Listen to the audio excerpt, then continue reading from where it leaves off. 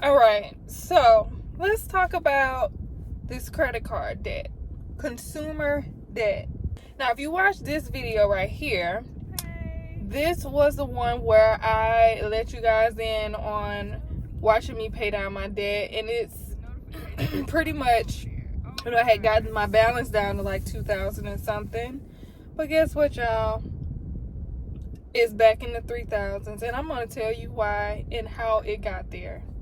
Okay, so in the month of April, I had all these different things going on. It actually started in March, but it was tax season.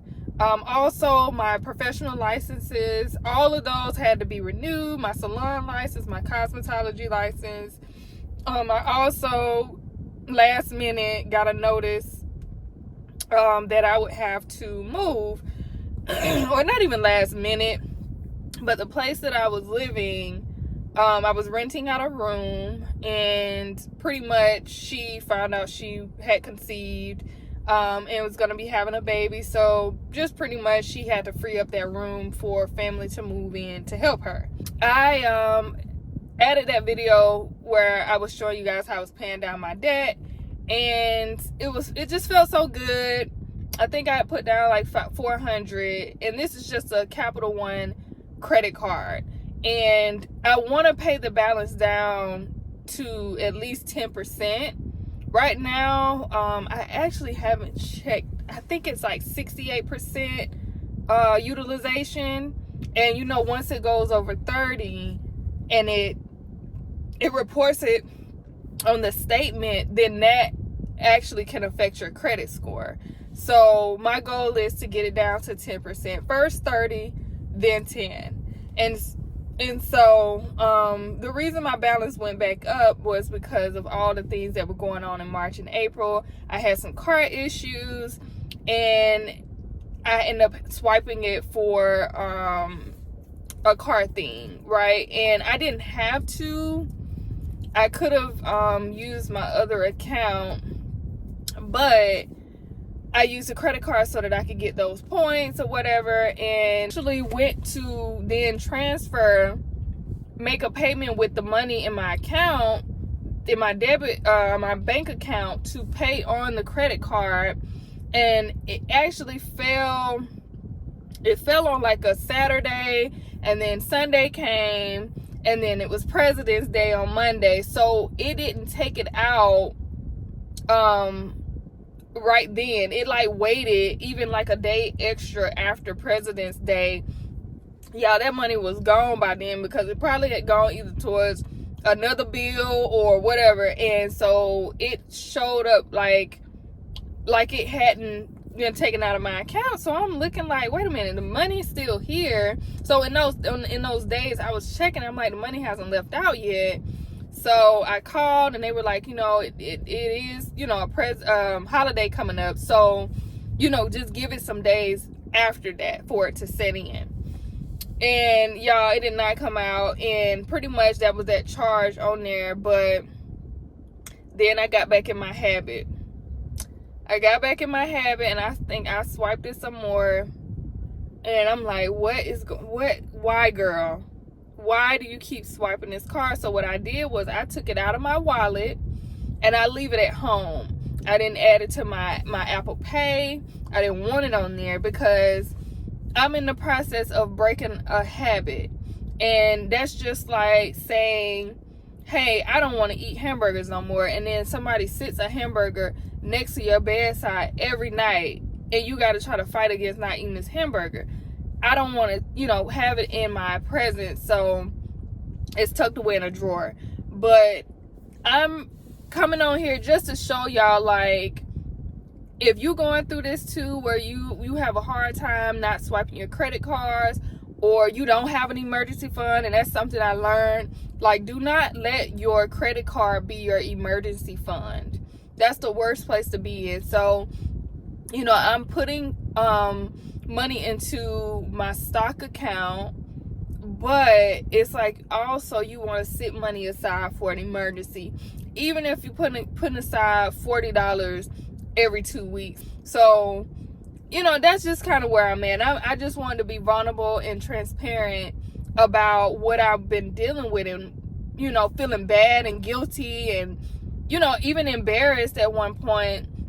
And I wanted to be consistent with showing up for you guys so that you can see my process, because I am going to pay it off, and I am going to get save enough for a down payment on a house. That is guaranteed. I just had a setback. So even though you have a setback, once you get through all those emotional feelings, like feeling guilty and feeling bad and, oh, I can't do this, you need to come back, figure it out, let go of those emotions and get back on track, because that does not mean that the plan is over. You just had a setback, and that's normal, because that's a habit that you've been used to. So you just have to break it, and you have to train your mindset to be another way. And I'm totally okay with that. I'm not embarrassed anymore or anything. And I made a lot of sacrifices. Like I said, I moved out of my apartment, downsized, I rent out a room. I'm only paying like $820 a month. I get my own bedroom, bathroom in a brand new house. It's somebody else's house, and I have that extra income. I also got a second job. So not only am I making money at my salon, I go there Wednesday through Saturday. I'm also at another place Sunday, Monday, Tuesday. So the money from the second job, I take that pays my rent, and then the how I pay myself from the salon, that's what I've been using for my savings, for my down payment, and my paying down my credit card. So you have to split your money up, and you have to know where you're going. I'm talking to myself too, because it's like, y'all, I had written out everything. I had planned. Everything was written down. I had my balances. Okay, you paid this amount towards the balance this day. Okay, now you can mark that out and write a new balance. Had everything written out, and I just got sidetracked. So I've had to bring myself back. I'm actually going to be, every single month, I'm going to be checking my bank account. I'm going to be writing down, because I need to get better with my budgeting. See, it's like, how you expect to have more money when you don't even budget and you don't even know where your money going? Like, you have to know where every dollar is going in order for you to make adjustments and know, what to do with it. And so I write down my bills. I know like what bills I have. I cut out a lot of subscriptions. I don't have any other major debt. I just had to get a new car. So that's a new debt, but it's building my credit. And I've actually also have been fixing my credit. And this is something, y'all, this is by experience.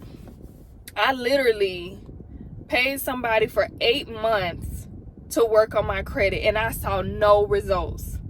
None. But I sent out a validation letter on say it was a Friday morning. That collection that was on my report, it was off by Sunday. I sent the letter Friday morning. It was off my report on like Saturday, Sunday. But I paid somebody 8 months, $100 a month to do nothing. You literally, now that I see it, you literally can fix your own credit by yourself. Now it took me knowing somebody that had done it before, and I trust them. And when I saw that it did it, I was like, oh my God, it's really that simple. You just got to know, like, learn terms, watch videos. If you have questions, like, you can ask me in the comments. And, I'm not an expert at credit. I'm not a financial advisor. I'm just telling you what I've been through and what I did. And it just confirmed, like, so now that I don't have to stress about that part, that negative mark on my account, my credit score is going up. Even though I'm still, it's still my credit card that I'm paying down right now, it still has a balance, well above 30%. But the more I pay that down, the better it is. And so I just say, just be very, very vulnerable and transparent, even with yourself. Like, this video isn't just for y'all and me to share my business. This is for me, so that when I look back, I could be like, you know what? You was confident in yourself the whole time. You just overthink things, or you get in your own way sometimes, or you procrastinate, and you have this maybe a fear that, okay, once I pay this off, then what happens? Like, or am I doing this right? Or what if I do something wrong? It's like, you gotta learn. And I know, unfortunately, some people don't like to make mistakes. But I am trying to be very open with failure. Like, things aren't gonna always work out the way that you want them to. And so I think just with that and growth, I definitely feel a lot more confident in myself. And, I just want to look back on this video and be like, you know what? I'm so proud of you. Like, so proud of you. I feel good that I took the chance on myself, and I did what I said I was going to do, and I sacrificed things so that I could get to where I am now when I'm watching this video. Like, that's what I want to feel. And I know it's going to happen. I work really hard. Y'all, I work every single day just so I could get extra income to pay towards debt. So that's money that I'm not even seeing anymore. I'm paying somebody else for something that I did. So could you imagine that feeling of like, dang, I'm working every day. I'm collecting a check, but then I don't see it, it's not mine anymore. So once I pay this credit card off, then I will be able to see that money in my stock account and in my savings account. But until then, you just got to do what you got to do. So I'm happy with that choice. I'm willing to do that for myself. And I don't have any kids. I'm single. I can only have me to think about, right? But I think in the future, like, if I decide to have kids and when I'm married, I have to think about that. Like, I want to sit back and be like, you know what, babe?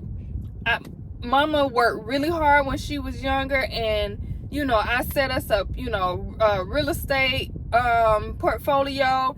I got investments and stuff, and we don't have to, you got your own house. When you get 18, 21, you can do what you will with that. But I really want to leave something for my family. And I have 2 nieces and a nephew, and I love them so much. And I'm always like trying to be a good example. I'm always doing that.